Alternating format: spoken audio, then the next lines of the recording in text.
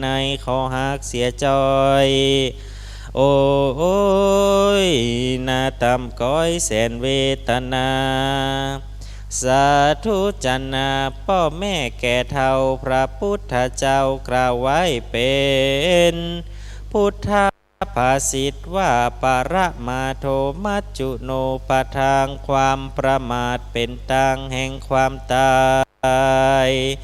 มนุษย์หญิงใจสมัยเดี๋ยวนี้ชอบหลบหลีกลี่คำสอนว่าบ่ใครนอนสอนบ่ใครเชื่อพ่อแม่กายเบื่อระอาหากรรมมาอู้จากล่าวแก่อวดลวกอวดแน่ถึงแก่ความตายพ่องเป็นเจ้านายมีหลายมากผู้กำลังเฮียนหูเป็นนักศึกษาถึงปริญญาเจริญก้าวหน้ามัจจุราชกราข้อบ่อเอ็นดูพอบางคนนั้นแต่งตัวโกรูภัยพอคอยดูว่าเป็นผู้หูฉลาดวังท่ามาดเหมือนคนผู้ดีฐานะดีมีเงินจ่ายใจบ่อยากไร้อับจนแต่น่าชะงนเพราะเป็นคนประมาทบ่หูใส่บาตรทำบุญ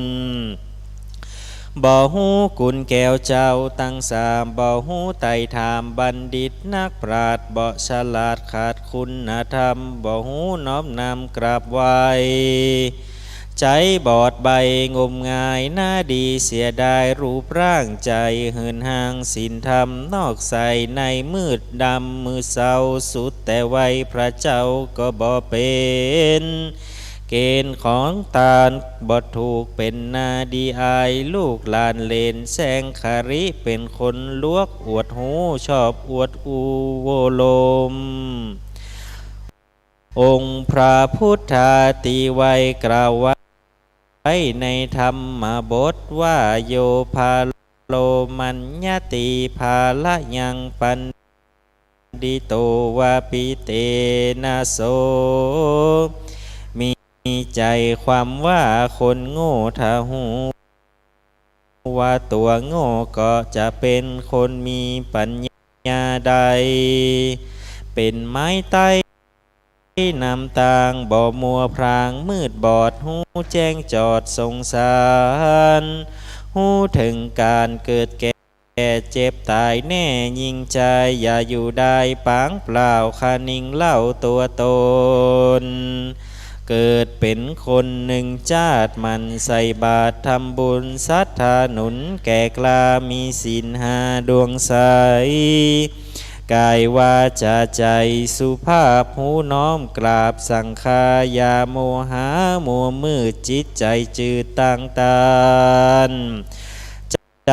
เจยบานเผื่อแผ่กุลพ่อแม่ครูบาอาจารย์ละเวียการเป็นวากมาช่วยล้างขัดสีมวลราคีกิเลสมังฟังเทศภาวนาศีลสมาธิปัญญาล้ำเลิศกองพระเสริฐแจ้งใสปั้มเป่งไปใจเตียงจักใดสุขใจในชาตินี้และชาติหน้าอย่าได้รอท่าวันผู้วันฮืออย่าหวังเขาถือตือมายื่นฮือมันบ่เหมือนของซื้อในกาดในลีเงินทองเฮามีเอาเมื่อใดก็ได้องค์พระที่ไว้ว่าไว้ความเปลี่ยนอ้างปีอ้างเดือนปีนี้ปีหน้าความตายบ่ทาไล่ตัวตึงวันพ่อแม่พี่น้องศรัทธาก็หันตายกันตึงวันมนุษย์ลุมไต้พ่องเจ็บป่วยไข้ได้วัน2 วันพ่องกระทันหันความดันลมขึ้นจักดินก็ลวดตายไปเป็นโรคหัวใจนอนในอยู่ห้อง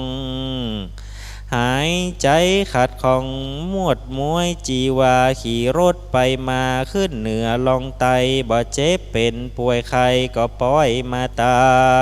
ยบ่มีนิมิตหมายบอกไว้ลวงหน้าพี่น้องเจ้าข้าจุงพิจารณา องค์พระสัทธาพันนากล่าวจีว่าอาเทวกิจจะมาตัปปังโกนชัญญามรณังสุเวอนิมิตตมตัญจาอิทัชีวิตังการรีบทำความดีเสียในวันนี้ไผเล่าจักหูว่าความตายจากถึงพวกนี้บ่มีนิมิตและเครื่องหมายที่จะบอกฮือหูว่าจะตายเวลาไหนเมื่อใดเพราะว่าชีวิตความเป็นอยู่ของสัตว์ทั้งหลายเนื่องด้วยลมหายใจเข้าออกประกอบโดยธาตุทั้งสี่ดินน้ำลมไฟเลี้ยงอยู่ด้วยปัจจัยตั้งสี่บ่เป็นตี้อดทนเป็นสรีระยนต์ปอทนอยู่ได้ถูกความเจ็บฮ้อนไม่ก็ทุกเวทนาจะอุปมาเหมือนดวงพระตีดเอาไฟไม้ขีดจุดตามไฟไหม้ลามเผาไหม้เตียนเล่มใหญ่ไส้ยาวแสงสกาวนวลผ่องแจ้งใสส่องยืนนานถ้าลมพัดปานถูกต้องแสงแจ้งส่องก็ดับไปอันนี้ฉันใดชีวิตของสัตว์ทั้งหลายก็อุปมาดังอันนั้นแลนา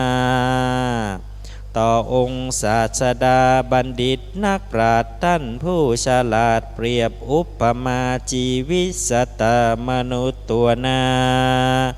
เหมือนฝนจากฟ้าไหลหลั่งลงมาหยดย้อยหญ้าคาพฤกษาใบไม้หยาดหยดไว้แวววาวต้องแสงขาวดังแก้วแล้วแห้งเหือดหายไปมีแถมในเหมือนหอยขีดน้ำบ่หันซ้ำปอสองบ่หูแนวกองขีดน้ำคือบ่หูพร่ำวันตายชีวิตเหมือนก้อนน้ำลายบ้วนคายออกปากขากถมลงดินสูญฝุ่นหินดินทรายย่อมหญ้าชีวิตเหมือนเอาจิ้นพระย่างไฟเผาไหม้ไปเตือเล็กเตือน้อยสุกเรียบร้อยอยู่ในห้องครัวชีวิตเหมือนงัวเขาจูงไปฆ่าทายางจ้าเขาเอาค้อนบุบตียกบาทวิธีเตียวไปใจเตียวย่างเข้าไกลสู่มรณายาถานั้นนามีฉันใดมัจจุราชาอันว่าความตายมันหิวกระหายคำคาชาราพญาติเก่งกล้าไล่ตัวตามทุกคืนวันยามใจเพราะเหตุนั้นไซจุงปากันหีบใดฮื้อตาลเป็นเกินสะพานกำสมปานไปนาสู่เมืองฟ้าเนรปานเมื่อพระยามารบ่มาถึงเติงฮอดอย่าได้ละตอดลาสารูปร่างกายญาดุงดัดภาชนะหม้อดินหูปังพินแตกมังเป็นอยู่ไปชั่วครั้งชั่วคราวบ่อยู่ยืนยาวมันเตี้ยงหูความเงียงไปมาบอกว่าครูบาพระสงฆ์องค์เจ้าบอกว่าหนุ่มแก่เท่ายิงใจบอกว่าเจ้านายยศใหญ่บอกว่าคนไพร่เศรษฐีก็ย่อมตายเป็นผีหมดเสียงหน้ามองมนเมียงโศกาโอยอานิจจาวัฏสังขาราสงสารนินาบ่มั่นนิ่มเตี้ยงหูบิดเบียงไปมาบางคนหันกับตาเมื่อเจ้านั่งกินข้าวห่วมขันอู้จากันพร้อมพร่ำเมื่อมืดค่ำป้อยเข้าสู่มรณาบางคนเมื่อคืนอู้จาหยอกเย้าถึงยามเช้าลวดมรณาบางคนไปมาค้าขายในกาดเพราะความพามาถูกรถจนตายไปก็มีบางคนเป็นคนดีมีทรัพย์สิ่งของ ใส่ทองยองนัก10 20 บาทบ่ได้นึกขวาดถึงอันตรายทุกโจรฆ่าตายก็บีบ่น้อยพ่องตุกขะคอยเสาะสอดขอตานบุญเข่าบันดาลมั่งมูลตุนเต้าพ่องอยู่จนแก่เท่าชาราเพราะบุญนำพาเตรียมตุ้มพ่องกรัดกลุ่มหัวใจจิตวันไหวบาคลั่งกึดนักนั่งอาวรล้มลงนอนกลิ้งเกลือกเปียเอาเชือกมัดคอแหมบ่ปอกินยาเล่นเนตตายอย่างทุเรศทารุณพ่องใจบุญเคร่งครัดอันส่งเข้าวัดใส่บาตรป้อยมาเป็นพญาติบัดเดียวลวดตายไปก็มีองค์พระโมนีเตือนกล่าวไว้ว่าอาจีรังวัตยังกายโยปาทวิงอาทิเศษสติชุดโธอาเปตวิญญาโนนิรัตถังวกลิงคารังความว่าร่างกายตัวตนของเฮานี้บ่นานเท่าใดนอจักได้ไปนอนทับอยู่เหนือแผ่นดินเป็นของศูนย์เปล่ากันว่าปราศจากวิญญาณไปแล้วเป็นประดุจต้นไม้อันเข้าสัดตอดแล้วในปัจจาหาพโยชนะสังบ่ได้พ่อแม่ศรัทธาที่มานั่งไว้จุงปากันใดพิจารณาด้วยสติปัญญาที่แจ้งแต่ละนากึดที่ไปมาโศกาเศร้าโศกเกิดมาในโลกโลกีสมบัติมากมีหิหอมไว้ใจตายแล้วก็บ่ได้ไปตัวแม่นมีผัวเมียงามแสนสวยผิวใสสลางก็ยังหูพรากข้างกันไปสุดแสนอะไรก็เอาตัวไปบ่ได้เต้ามอกมานั่งให้ตาไก่บวมปองหามหีบศพผายองผาศาสตร์เอาน้ำหยาดลงดินเอาได้สายสิญจักลากออกจากบ้านเกหาสู่ศาลาป่าจ้าก็ปากันไหวหน้าคืนมาคนเฮานี่นาเหมือนมายั่งจอดศาลาและร่มไม้กันว่าแจ้งรุ่งแล้วต่างคนก็ต่างจากกันไปบ่มีสังใดไปตัวป่าเถื่อนมีแต่เพื่อนสองสหายชื่อว่านายบุญและนายบาปมาขนาบนำตางบ่อาจสวะวางเฮาใดเมื่อเฮาเป็นคนนั้นใสได้ผูกไว้ไม่ทีเขาบ่อาจหนีเลิกละฉายาอีวะเหมือนเงาตามติดตามตนกุศลคือบุญอกุศลคือบาปย่อมติดตามตนไปทุกชาติบ่หนีพรากไปไหนกันว่าสหายใจบุญไปก่อนจากใดไปถ้ารงพาผ่อนสัมปติเป็นข้าวทิพน้ำทิพ10 ภาการกันสหายผู้ใจหานกล้าอย่าไปถึงก่อนเตียงทุกข์เดือดร้อนเวทนาตกอาเวจีอบายทั้งสี่มีมรณรกเป็นต้นทุกข์เหลือล้นปอพมานตั้นผู้ใดหันอนิจจาสงสารที่แจ้งจุงหีบแซงกะตำบุญกินตาหนุนอย่าขาดบริจาคเตตานรักษาศีลเจียงคาน85บ่ท่ารอถ้าเป็นทำบุญตัวหาตัวเป็งอัตตาสัจจริงแม่นมันอย่าได้คิดสันวางน้ำห้วยนาวางน้ำฟ้าไปบนพอบ่หันหนไปบนเมฆฟ้าไก่เหมือนฟ้ากับดินองค์พระมุนินพระพุทธเจ้าสอนบอกเล่าเดิมมาว่าอัตตาหิอัตตโนนาโถตนแลเป็นที่พึ่งของตนดังนี้แลนา พ่อแม่ศรัทธาเอาอาพี่น้องมานั่งเสาะสองมากปวงหลงลายตั้งยิงและใจเจ้านายมากนามานั่งอยู่ท่ายอตานเพื่อส่งสการทำบุญอุทิศไปหาผู้อันจุติตามรณาไปสู่โลกไปหน้าขอกุศลผลบุญแก่กราไปฮอดไปถึงสมกำเปิงจิตเจตหือพ้นเขตห้องอาบายแม้นว่ายิงใจฮ้อนบ่ได้อาบอยากบ่ได้กินดังอันก็ดีขอบุญญาราศีอุ้มปกยกออกจากตีหายคายสู่ตังดีมีราศีโสภาผ่องแผ้วตกป่างไปลูนเข้าสู่เวียงแก้วที่สุดแล้วเนรปันนาสาธุจนาศรัทธาเจ้าคานั่งน้อมหน้าเมินนานช่วยตาตานเลี้ยงเขานบน้อมเจ้าสังฆาโมตนาจมชื่นย่อยกยื่นไตยตานสุขเจยบานคำเจ้าสามดวงแก้วเจ้าปกห่มเกลาศรัทธาฝูงพญาอย่าไกลอายุได้120 ปีวันนะใสสีผ่องแผ้วสุขเลิศแล้วเมืองโคนพาละคงทนแก่งกราโรคาภัยถอยจ้าอย่ามาผ่านฮือสมปณิธานไฟอ่าง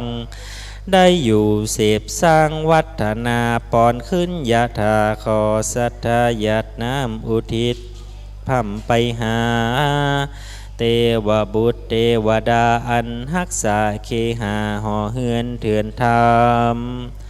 รักษานั่นน้ำนาทีจุนเป็นสักขีช่วยกำจ่าน้ำหยาดหมายตาลไปถึงดวงวิญญาณของศรัทธาญาติมิตรผู้ล่วงลับจุงมาฮับปัตตาอนุโมตนาหูด้วยวิญญาดวงใสผ่องแผ้วสุขเลิศแล้วนิพพานังนิทธิตังขียาธรรมเทศนาเรื่องอานิสงส์ตัณหาคนตายก็บังคมสมเร็จเสด็จสาธุสาธุสาธุท่านอาจารย์โอปอก็ได้เทศนาธรรมชื่อว่าอานิสงส์ตัณหาคนตายเนื่องในวัน12 เพ็งก็ได้สิทธิ์เสียงเป็นที่เรียบร้อยแล้วนะครับ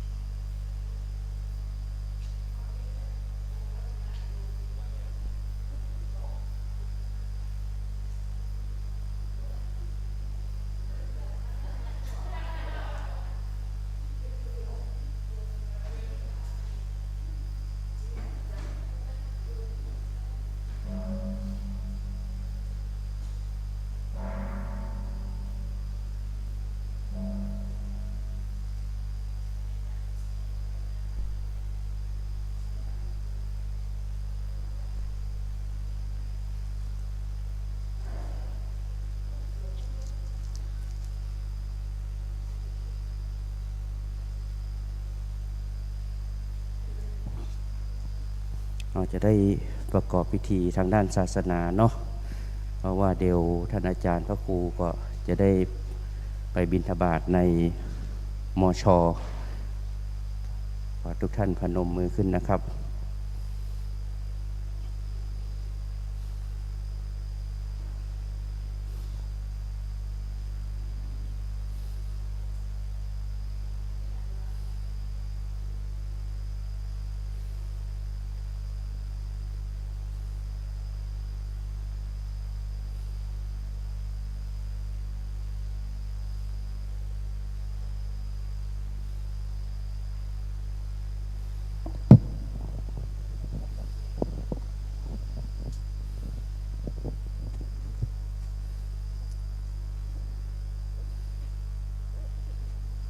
ครับพร้อมน้อมประเคนขังคอศีลครับ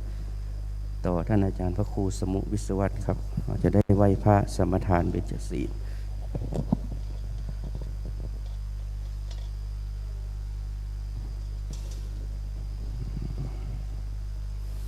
ต่อไปเราจะได้ไหว้พระสมทานเบญจศีลเนื่องในวัน12 เพ็งในวันนี้นะครับ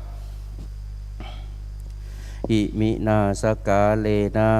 ตังพุทธังอภิปูชยามาอิมินาสกาเลนะตังธัมมังอภิปูชยามาอิมินาสกาเลนะตังสังฆังอภิปูชยามาอะระหังสัมมาสัมพุทโธภควาพุทธังภควันตังอภิวาเทมิสวากขาโตภควตาธัมโมธัมมังนัมสสามิสุปฏิปันโนภควโตสาวกสังโฆสังฆังนะมามิต่อไปสมทานเบญจศีลนะครับมะยังพันเตติสะละเนนะสหปัญจศีลานิยาจามะทุติยัมปิมะยังพันเตติสะละเนนะสหปัญจศีลานิยาจามะตติยัมปิมะยังพันเตติสะละเนนะสหปัญจศีลานิยาจามะนะโมตัสสะภะคะวะโตอะระหะโตสัมมาสัมพุทธัสสะนะโมตัสสะภะคะวะโตอะระหะโตสัมมาสัมพุทธัสสะนะโมตัสสะภะคะวะโตอะระหะโตสัมมาสัมพุทธัสสะนะโมตัสสะภะคะวะโตอะระหะโตสัมมาสัมพุทธัสสะนะโมตัสสะภะคะวะโตอะระหะโตสัมมาสัมพุทธัสสะนะโมตัสสะภะคะวะโตอะระหะโตสัมมาสัมพุทธัสสะพุทธังสารนังคัจฉามิพุทธังสารนังคัจฉามิธัมมังสารนังคัจฉามิธัมมังสารนังคัจฉามิสังฆังสารนังคัจฉามิสังฆังสารนังคัจฉามิทุติยัมปิพุทธังสารนังคัจฉามิทุติยัมปิพุทธังสารนังคัจฉามิทุติยัมปิธัมมังสารนังคัจฉามิทุติยัมปิธัมมังสารนังคัจฉามิทุติยัมปิสังฆังสารนังคัจฉามิทุติยัมปิสังฆังสารนังคัจฉามิตติยัมปิพุทธังสารนังคัจฉามิตติยัมปิพุทธังสารนังคัจฉามิตติยัมปิธัมมังสารนังคัจฉามิตติยัมปิธัมมังสารนังคัจฉามิตติยัมปิสังฆังสารนังคัจฉามิตติยัมปิสังฆังสารนังคัจฉามิปานาติปาตาเวรมณีสิกขาปะทังสมาธิยามิปานาติปาตาเวรมณีสิกขาปะทังสมาธิยามิอาทินนาทานาเวรมณีสิกขาปะทังสมาธิยามิอาทินนาตานาเวรมณีสิกขาปะทังสมาธิยามิกาเมสุมิจฉาจาราเวรมณีสิกขาปะทังสมาธิยามิกาเมสุมิจฉาจาราเวรมณีสิกขาปะทังสมาธิยามิมุสาวาท ทาเวระมณีสิกขาปะทังสมาธิยามิ มุสาวาตาเวระมณีสิกขาปะทังสมาธิยามิ สุราเมรยมัจจปมาทฐานาเวระมณีสิกขาปะทังสมาธิยามิ สุราเมรยมัชฌะปมาทฐานาเวระมณีสิกขาปะทังสมาธิยามิ อิมานิปัญจสิกขาปทานิสีเลนะสุขติงยันติสีเลนะโภคสัมปทาสีเลนะนิพุติงยันติตัสสมาสีลังวิโสทะเย สาธุสาธุสาธุก่อนที่เราจะได้กินได้ทานนะครับเราจะได้สุมาโคทานก่อนนะครับ อหังวันตามิสัพพะวัตถุตานังสัพพังโตสังฆมัตถเมพันเตสาธุสาธุโอกาสกาแต่ปฏิทละรัตนาผ่านแผ่วพระแก้วเจ้าตั้งสามประการส่วนอัจจะในวันนี้ก็หาเป็นวันดีที่อันวิเศษเหตุว่าเดือน12เนือออก15 ค่ำก็มาจุจอดรอถึงตั้งมูลศรัทธาอุปาสกะอุปาสิกาคณะศรัทธาวัดวายหินจุปูจุคนกับตั้งพ่อแม่พี่น้องลูกหลานเลนตั้งหลายก็พากันสนงคงควายตกแต่งแปลงพร้อมน้อมนำมายังทุปปุภาลาจาดวงดอกตั้งเข้าตอกดอกไม้และลำเทียนกับตั้งพิกาหารวัตถุไตยทานตั้งหลายมวลภูงนี้น้อมนำมาถวายเป็นทานเนื่องในวันธรรมสวรรค์วัน12 เพ็งในวันนี้เตียงแต่ดีลีบัดนี้ก็เป็นการมลมวลดีพำพร้อมเพื่อจักยืนน้อมถวายคือเป็นทานยามเมื่อมูลศรัทธาผู้ข้าตั้งหลายได้ตกแต่งหางดาตานหลอนมีจิตใจบ่ชื่นบ่บานมัวมืดได้กล่าวกำลังลืดโมโหนับปาโลออกปากเป็นกรรมกายาบวจีกรรมอันหนึ่งก็กลัวพิษจากกองธรรม3 สิ่งคือบุพเจตนายิ่งบ่ได้บังเกิดขึ้นในใจมุนจนะเจตดาหลอนมีจิตใจบ่ขาวใสผ่องแผ้วอัปปราภากาเจตนาอันใดหือตาแล้วบ่มีใจจมชื่นและยินดีบ่มีปีติใสจื่นต้องผู้ข้าตั้งหลายก็กลัวเกี่ยวข้องโดยโลภะมาเชลธรรมมาติด8จริงได้แขวดคอสุมาขอปฏิทละรัตนาภายโพสปวัตโตดหมู่เวรกรรมขออย่าได้เป็นนิวรณธรรมกรรมอันแก่นกาอันจักหามเหียยังอันจักขึ้นสู่จันฟ้าและเนรปานขอคือกายเกิดเป็นอุตตมตานอันประเสริฐหมดใสแก่มูลสัตตาผู้ฆ่าทั้งหลายนั้นจุงจักมีเตียงแต่ดีลีสมดังดาษบกถาภาษาบาลีว่ากาญะตัวเลวาจีตัวเลมโนตัวเลสันจิจปามเตนวาอสันจิจปามเตนวากายะกัมเมนวาวาจีกัมเมนวามโนกัมเมนวาอาติตะโตสังอนาคตะโตสังปัจจุปันนโตสังสัพพังโตสังขมันตุโน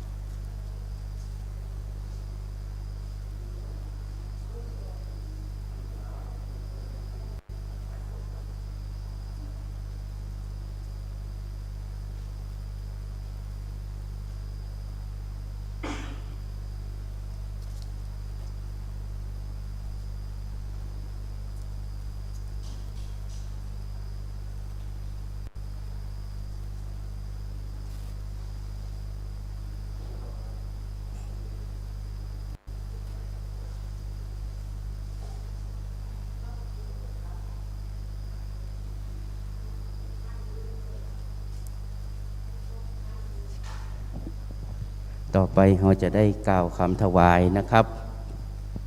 ขอทุกท่านตั้งนะโมพร้อมกัน3 จบนะครับนะโมตัสสะภะคะวะโตอะระหะโตสัมมาสัมพุทธัสสะนะโมตัสสะภะคะวะโตอะระหะโตสัมมาสัมพุทธัสสะนะโมตัสสะภะคะวะโตอะระหะโตสัมมาสัมพุทธัสสะกล่าวคำถวายเข้าพระพุทธนะครับอิมังสูปะพยัญชนะสัมปันนังสารีนังโภชนานังอุทธกังวรังพุทธัสสะปูเชมะต่อไปกล่าวคำถวายภัตตาหารนะครับอิมานิมะยังพันเตภัตตานิสัปปริวาลานิภิกขุสังคัสสะโอโนชยามะสาธุโนพันเตภิกขุสังโฆอิมานิภัตตานิสัปปริวารานิปฏิคันหาตุอัมหากังทีฆรตังหิตายะสุขายะข้าแต่พระสงฆ์ผู้เจริญข้าพระเจ้าทั้งหลายขอน้อมถวายซึ่งภัตตาหารกับทั้งบริวารทั้งหลายเหล่านี้แด่พระภิกษุสงฆ์ขอพระภิกษุสงฆ์โปรดรับซึ่งภัตตาหารกับทั้งบริวารทั้งหลายเหล่านี้ของข้าพเจ้าทั้งหลายเพื่อประโยชน์เพื่อความสุขและขออุทิศถวายผลบุญกุศลนี้แก่ญาติพี่น้องทั้งหลายผู้ล่วงลับไปแล้วตลอดสิ้นกาลนานเทิน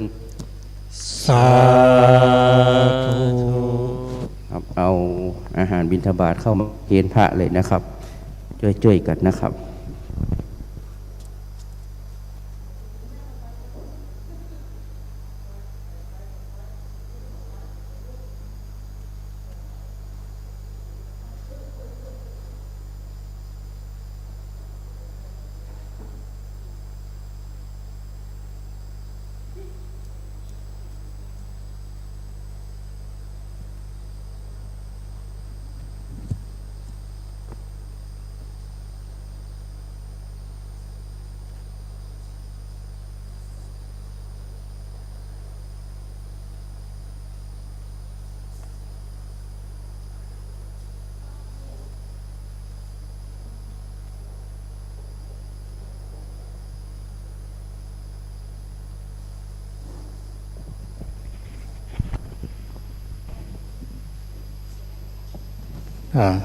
เจริญพรคณะศรัทธาวันเฮาวันนี้ไปรถด่วนพุทธสถานเด้อรถด่วนพุทธสถานเป็นวันกตัญญูเพิ่งก็มีกิจกรรมสดบังสกุลกับหลวงพ่อเจ้าคุณพระศรีธรรมนิเทศที่ลงรับไปแล้วเป็นคนก่อตั้งรายการรถด่วนขบวนวิเศษที่พุทธสถานส่วนรถของเขาทางมช.มาได้นะที่มันได้ขอลืมโมท่านสมัครจะว่าจะได้โมกะรอตีธรรมสถานเนาะท่านสมัครจะจัดรถไปพุทธสถานพุทธสถานเป็นวันกตัญญูจัดเพื่ออาจจะมีมอบโล่วันกตัญญูอย่างนี้ที่พุทธสถานส่วนองค์เตศนั่นเปิ่นมาได้แจ้งมาเนาะเปิ่นคือปิดเป็นความลับ องค์เตศรถด่วนนี่นะเปิ่นบ่ค่อยแจ้งว่าไปหู้กับปุ่นเอานี่ส่วนงานธรรมสัญจรของตำบลสุเทพก็หมดไปแล้วนะ รั้งสุดท้ายที่วัดศรีโสดา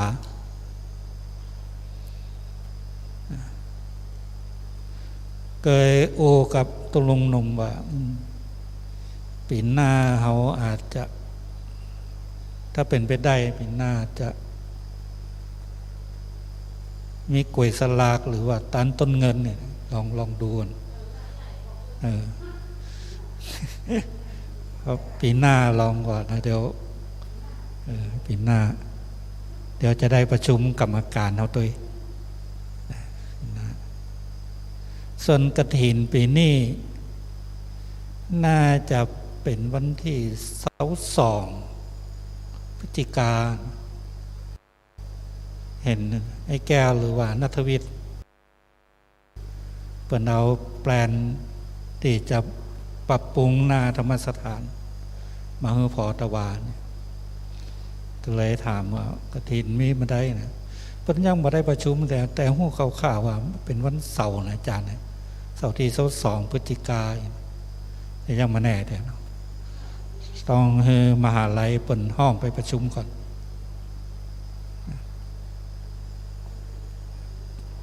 ออกพรรษาที่29 ตุลา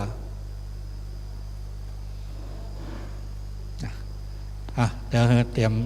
นำญาติเด้อเดี๋ยวทุกเจ้าจะขึ้นปอนละแต่จะต้องไปบินทบาทในมหาลัยเนาะยะถาวาลิมหาปุลาปานิปุเรนติสากลังเอวเมวะอิโตทินังเปตานังอุปกปติอิจิตังปฏิตังตุมังกิปะเมวะจมิจันตุสเปปุเรนตุสังกปาจันโทปนรโสยถามณิโชติรโสยถาสัพพิติโยวิวัจจันตุสัพพะโรโควินาศจันตุมาเตปวัตวันตรายโยสุขิติกายุโกภวะอภิวันตนาสิลิสานิจังวุตาปัจจายโนจัตตารโอธัมมาวทันติยุวันโนสุขังพะลายัญจโกภาคีนาตินนาสังคัมหิสุปฏิติตาติกาลตังอิตายาสตานาโสอุปกัปปติโสยติธัมโมจะอายังนิทัสสิโตเปตานาปุจจจกตาอุลาลาภาลัญจภิกขุนามานุปตินังตุมเหปุญญังปสุตังอนัปปกันเตปวัตุสัพพมังคาลังรักขันตุสัพพเทวตาสัพพพุทธานุภาเวนัสสตาโสติปวันตุเตปวัตุสัพพมังคาลังรักขันตุสัพพเทวตาสัพพธัมมานุภาเวนัสสตาโสติภาวันตุเตปวัตุสัพพมังคาลังรักขันตุสัพพเทวตาสัพพสังฆานุภาเวนัสสตาโสติภาวันตุเตสาธุสาธุสาธุฮับปอนเฉพาะอาจารย์นะครับอภิวาทสีลิสานิจังวุฒาปจายโนจัตตารโอธรรมาวัฏันตุอายุวันโนสุขังภะลังต่อไปกวดน้ำใหม่ตาลนะครับอิตังตานากัมมังนิปานาปัจจายโยโหนตุโนนิจังอิตังศีลากัมมังนิปานาปัจจายโยโหนตุโนนิจังอิตังภาวนากัมมังนิปานาโยโหนตุโนนิจังยังกินจิกุสาลังกัตตาพังกัมมังสัพเพหิกาเตหิกาตังปุญญังโนอนุโมสุนันตุโพนโตเยเตวะอาสามิงธาเนอาทิคาตาติกายุกาสัตตาโหนตุสัพพสัตตาดังสุขีอัต ปุริหาลันตุมาตาปิตาสุขิตาโหนตุทุกขาปะมุญจันตุสัพเพยาตากาสุขิตาโหนตุทุกขาปะมุญจันตุสัพเพอายาตากาตาหุนตุทุกขาปะมุญจันตุสัพเพปิสาสัพเพยากาสัพเพเปตาสุกิตาหุนตุทุกขาปะมุญจันตุสัพเพนักขตาสุกิตาหุนตุทุกขาปะมุญจันตุสัพเพเทวาสุกิตาหุนตุทุกขาปะมุญจันตุสัพเพอาจาริยุปัจจัยญาสุกิตาโหนตุทุกขาปะมุญจันตุสัพพะสัมปาตินังสามิจันตุโวพุทโธมังกาลาสัมพุทโธสัมพุทโธติปาทุตตโมพุทธมังกาลมาคัมมาสัพพะทุกขาปะมุญจะเลธัมโมมังคาลาสัมพุโตคัมภีโลทุตาโสอนุงธรรมะมังคาลมาคัมมาสัพพะปัญญาปะมุญจะเลสังโฆมังคาลาสัมพุโตวาลาทาคินยโยอนุตตโลสังฆมังคาลมาคัมมาสัพพะโลกาปะมุญจะเล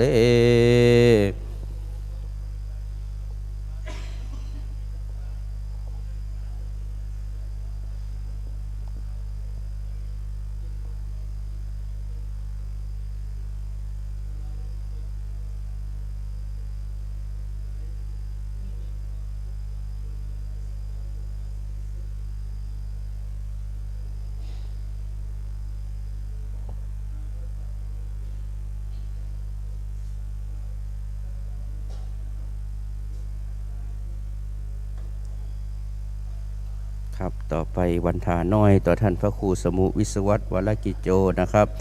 วันตามิพันเตสัพปังอาปาลาทังคะมัทธะเมพันเตมยากะตังปุญญังสามินาอนุโมทิตาปังสามินากะตังปุญญังไมหังกาตะพังสาธุสาธุอนุโมทามิจัตตาโลตัมมาวัฏันติอายุวันโนสุขังปะลาสาธุสาธุสาธุต่อไปลาภะนะครับหันทธานิมะยังพันเตอปุชฌามะพหุกิจจาพหุกรณิยายัสสถานิตุมเหกาลังมัญญัตถาสา